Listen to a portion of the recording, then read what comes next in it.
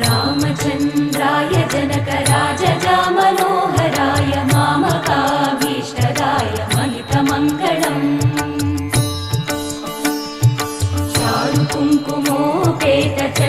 चारुकुङ्कुमोपेतचन्दनानुचर्चिताय हारकटकशोभिताय भूरिमङ्गलम्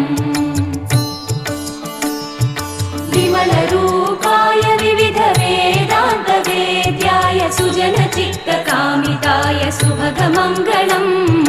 रामदासमृदुलहृदय तामरसनिवासाय स्वामि भद्रगिरिवराय दिव्यमङ्गलम्